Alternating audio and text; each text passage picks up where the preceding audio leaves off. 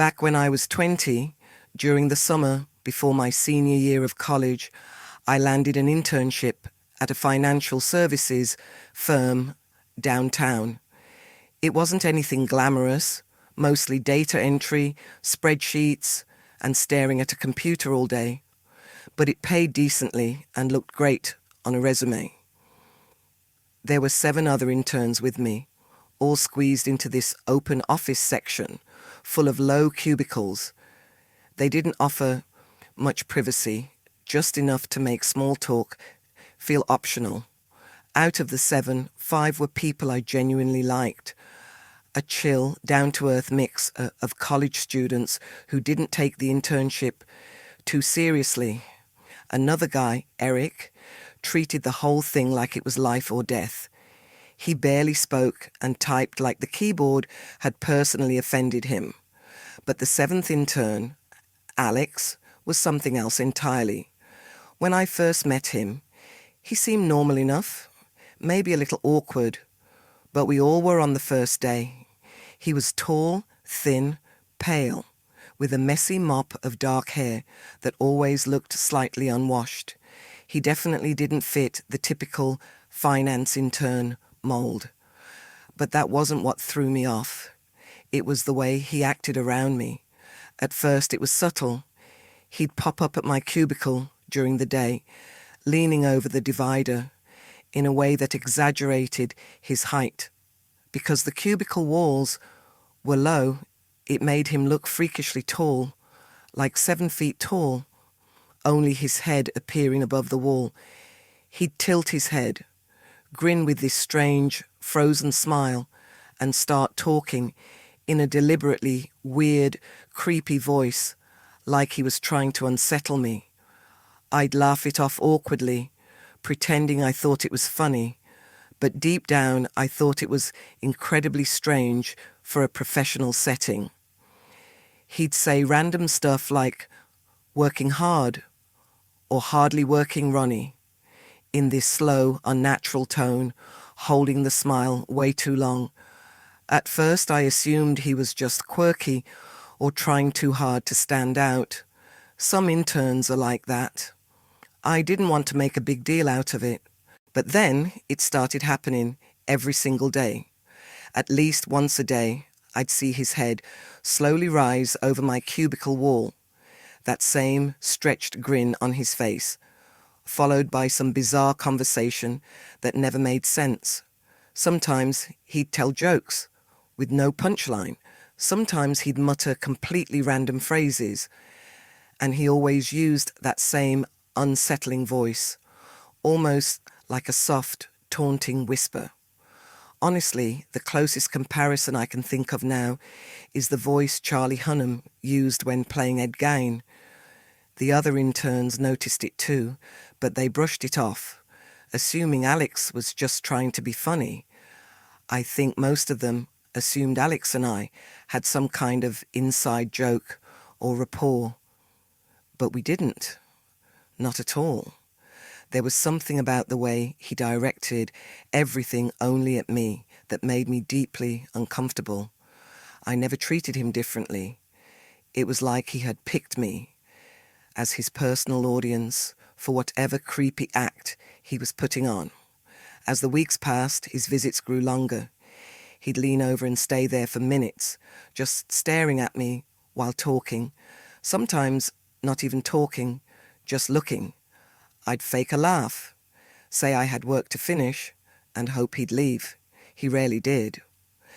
Then one night, about 6 weeks into the internship, something happened that shifted things from weird to terrifying. I was home eating dinner when my phone rang. It was a number I didn't recognize. Normally I ignore unknown calls, but I was waiting on a delivery confirmation, so I answered. I said hello. For a few seconds there was nothing but silence. Then a voice spoke. A voice I recognized immediately. It was Alex. That same forced, creepy tone he used in the office. He said, "The tide's coming in. Pull your boat out of the water." Only this time it was louder, almost a yell. He dragged the words out like he was reciting some twisted riddle. Then he burst into this unhinged, manic laughter and hung up.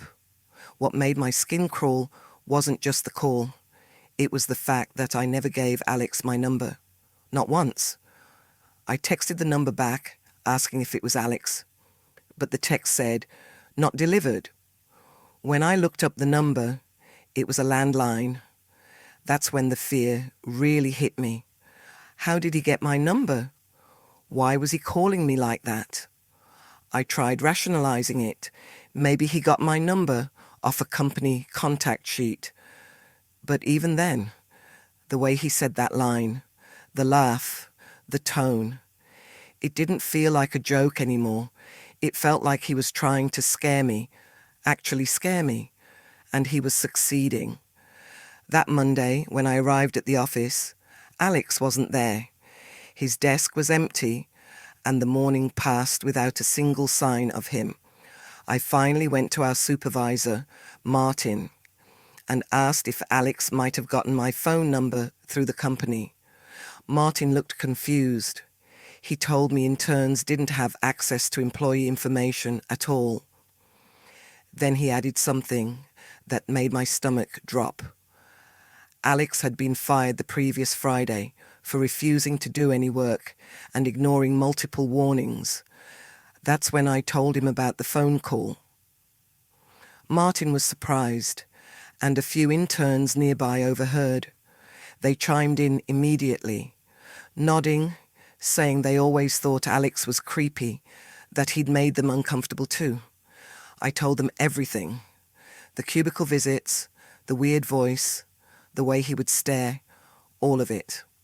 Martin assured me not to worry. Alex was gone. He had no reason to come back. For about a week, I kept expecting something else to happen. A message, another call, a strange encounter. But nothing came. Life at the office slowly returned to normal. I pushed the whole thing out of my mind. Maybe that really was the end of it. Until one early Friday morning. It was around 5 a.m., still dark outside, except for a thin grey light seeping through the blinds. I woke up because I thought I heard something, some kind of faint noise from outside. I got out of bed and walked to the window. I wish I hadn't. Standing in my backyard, halfway between the trees and the porch light, was a figure staring straight up at my window. I knew who it was immediately. The thin frame, the messy hair, the stiff, unnatural posture. Alex. For a few seconds, I couldn't move. I just stared, trying to understand what I was looking at. Then, clear as day, I heard him call out my name in that same creepy, performative voice he used at work. Long, slow, sing-songy. I grabbed my phone, ready to dial 911, when he suddenly tilted his head back and started laughing. The same loud, hysterical, unhinged laughter he used on the phone. It didn't sound human. It sounded like someone completely detached from reality. I shouted from the window, told him I was calling the police, that he needed to get off my property. I even waved my phone at him. He stood there for a second, then quietly turned around and walked toward the trees, still laughing, as he disappeared into the dark. I called the police immediately. The dispatcher asked if he was still there. When I said no, she told me to call back if he returned or tried to break in. There wasn't much they could do. I never saw Alex again. Not at work, not around town, not anywhere. The police couldn't do anything since he hadn't threatened me directly or tried to enter my home. I had no explanation, no closure, just the creeping feeling that he might come back. The rest of the summer passed quietly. I finished the internship, and on my last day, my boss offered me a permanent position after graduation. I accepted, but a small part of me felt uneasy about returning to that building. I never told anyone about what happened that morning. What was the point? Alex was gone, and nobody knew where he'd ended up. Over time, I convinced myself he must have been suffering from something deeper, some psychological issue that made him act the way he did. It was the only explanation. Years have passed. I never worked for that company again. I got a different job after graduation. I don't think about Alex much anymore, except for the image of him standing silently in my backyard at dawn, staring up at me, and the sound of that laughter, like the world was some giant joke only he understood. I was 17 when this next story happened. It was my first real job, working at a local grocery store in a quiet Vermont town, the kind of place where everyone knew everyone and nothing unusual ever happened. At first, I liked the job. It was simple, and most of the staff were friendly. During slow hours, a few of us, cashiers, stock workers, baggers, would gather at the front of the store and chat. We talked about TV shows, joked about goofy employees, and complained about customers. Those moments made the long shifts bearable. Depending on which supervisor was working, our shifts were either strict or relaxed. If a younger supervisor was on duty, things were pretty chill. People would check their phones, talk, wander around, that sort of thing. There was one coworker I didn't know well at first, Sean. He was 24, awkward, and never quite seemed to understand social cues. His hair was in that weird growing it out stage, long but not long enough. He worked in the dairy section, so I didn't see him much. He was quiet, polite, and easy to overlook. Most people just nodded at him when they passed, and he'd nod back. Eventually, I got added to the employees' group chat. Sean was in it, no big deal.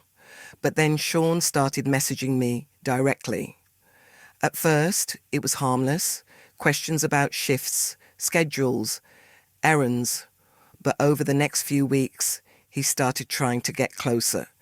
He asked about my music tastes, my hobbies, what I did after work, even tiny things like what I did over the weekend. I didn't think much of it at first. People make small talk, but it started to feel off. Sometimes he'd call me cute. Sometimes he'd make flirty jokes that crossed a line. I was only 17. He was 24. I don't think anyone else knew the way he talked to me. It didn't take long before his behavior became annoying, almost intrusive. He'd comment on things I posted online, sometimes late at night, sometimes too often. Not threatening, but persistent in a way that made my skin crawl a little. I didn't know how to tell him to back off without making things weird at work, so I ignored most of it. One day I was at home, binge-watching Stranger Things in my bedroom, completely absorbed in the show. I never mentioned it at work. Not to anyone. A couple days later, everyone was gathered at the front of the store, chatting about TV shows. I was talking casually with a few cashiers when Sean suddenly spoke up and said, "You like Stranger Things, right?" I froze. I couldn't remember ever telling anyone at work about that. Not once. I nodded, trying to play it off, but inside a cold feeling crept into my stomach. How did he know? I didn't say anything. I barely made eye contact, and that was only the beginning. He just smiled awkwardly and drifted back toward the dairy section as if nothing had happened. But the whole time, I couldn't shake the feeling that he'd been watching me far more than I realized. A few nights later, the real fear began. I was lying in bed after a long shift, the house quiet except for the hum of the heater. I was just about to fall asleep when I heard a soft scraping sound against my bedroom window. At first, I convinced myself it was just the wind or a tree branch brushing against the glass. But then I heard it again, this time a distinct, deliberate tapping. It was so subtle, so intentional. It made the hair on the back of my neck stand up. I slowly peeked through the blinds, half expecting to see Sean standing outside my window. But the yard was empty. Still, the thought of Sean's question, "You like Stranger Things, right?" played over and over in my mind. I hadn't told a single person at work that I watched that show. A few days later, he texted me again. This time, I didn't ignore it. I told him clearly and firmly that I wasn't interested and that he needed to stop messaging me. His reply came almost instantly. "Okay, good luck changing your address." My heart dropped. In a single, reckless text, he confirmed every fear I'd been trying to deny. I immediately saved the messages, took screenshots, and showed everything to my manager the next morning. He was shocked, told me they'd handle it, and assured me I wouldn't have to deal with Sean again. Later that day, I went with my dad to the police department and filed a report. I showed them the screenshots and explained about the window incident. I told them I suspected Sean was stalking me. They took it seriously. The next day at work, Sean was called into the office. He never came back. He was fired on the spot, and the police began processing a restraining order. I thought that would be the end, but it wasn't. Even with the restraining order, I found myself checking the locks obsessively. I refused to answer calls from unknown numbers. I stopped sharing anything about my routine or where I lived. I barely slept, constantly waking up, convinced I'd heard something outside, replaying that tapping sound again and again in my mind. Eventually, weeks turned into months. Nothing happened, no messages, no appearances, no strange noises. Life slowly returned to normal. I stopped checking the windows every night. I went out more. I breathed easier. But the experience had changed me. I became hyper-aware of my surroundings, careful about who I talked to, cautious about anyone who tried to get close too quickly. I learned to trust my instincts, to listen to that gut feeling, even when it seemed small or dramatic. Now, years later, I live in a different town, work a different job, and don't speak to a single person from that grocery store. But the memory of those nights, lying awake, staring at my window, convinced someone was out there, those don't disappear. What scares me most isn't that Sean might have physically harmed me. It's how quickly someone, seemingly harmless, can turn into a source of fear. It starts small, tiny comments, late-night messages, lingering stares, and suddenly you're living in months of terror over someone you barely know. I survived, though, and now I know better. When I was 26, I started working at a small insurance office in a quiet part of Pennsylvania. The kind of place tucked behind a strip mall, one long row of desks, flickering fluorescent lights, and the constant smell of cheap coffee. It wasn't glamorous, but it paid the bills, and most of the people there were nice enough.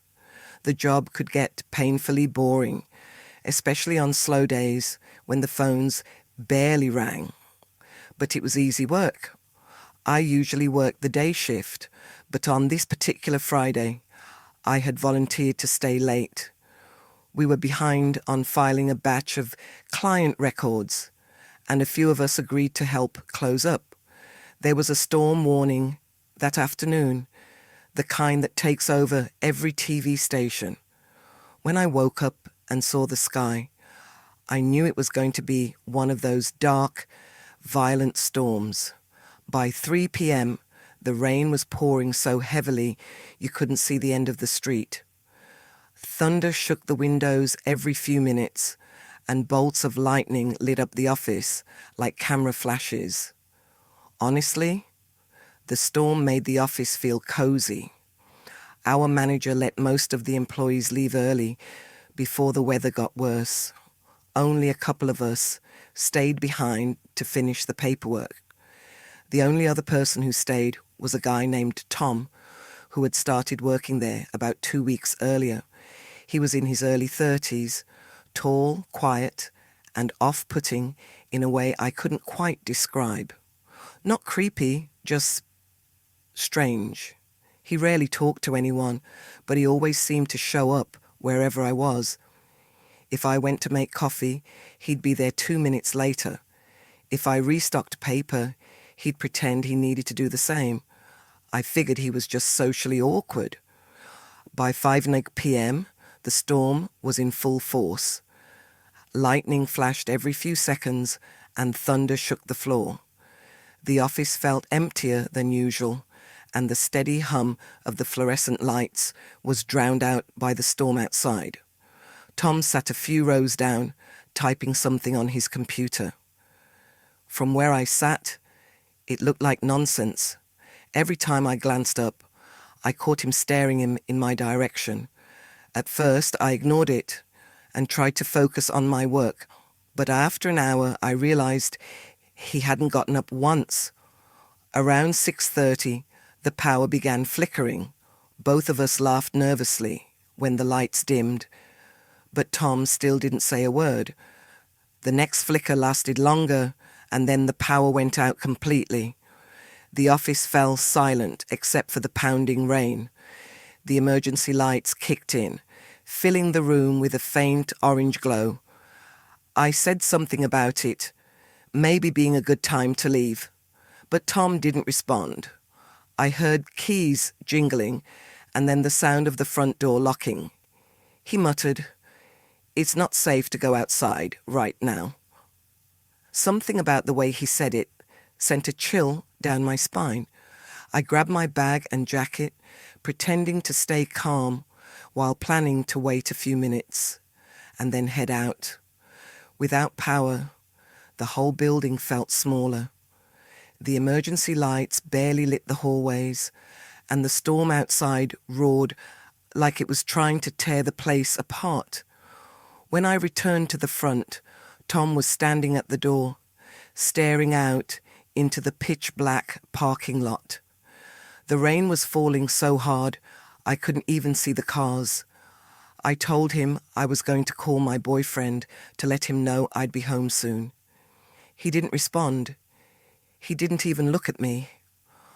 I walked to the break room, but when I tried my phone, there was no signal. The storm must have knocked out the tower. I reached for the landline, but the line was dead too. When I turned around to go back, I nearly screamed. Tom was standing in the doorway, holding a small flashlight under his chin, casting shadows up his face. He had a half smile, like he thought it was funny. I forced a laugh and told him he scared me. I asked him again to unlock the door so I could leave, but he repeated that it wasn't safe yet, and that it was better to wait until the storm passed. I pretended to agree, but inside I was starting to panic. I walked back to my cubicle to pack the rest of my things. When I looked up again, Tom was gone. That was my chance. I headed toward the back door, the one that led to the small parking lot where my car was. When I grabbed the handle, it wouldn't move. The door was chained shut from the inside, wrapped with a padlock, like someone had secured it hours earlier. We had never done that before. Before I could think, I saw a faint beam of light shining from down the hallway. Tom's flashlight. I ducked into the supply closet near the break room and closed the door quietly, trying to steady my breathing. I heard Tom walking slowly through the hall. Then he called my name. His voice was soft, almost comforting, like he wanted me to believe he meant well. I didn't move. My heartbeat was so loud, I worried he'd hear it. He walked past the closet, and for a few seconds I saw the thin strip of light under the door. Then it disappeared. Thunder cracked so loudly the building shook. Rain hammered the roof like it was going to break through. I waited at least 10 minutes before I finally gathered the nerve to crack the door open. The hallway was empty. No light, no sound except the storm. I stepped out carefully, making my way toward the front. When I rounded the corner, I froze. The entire front glass door had shattered. Rain and wind blew inside, soaking the carpet.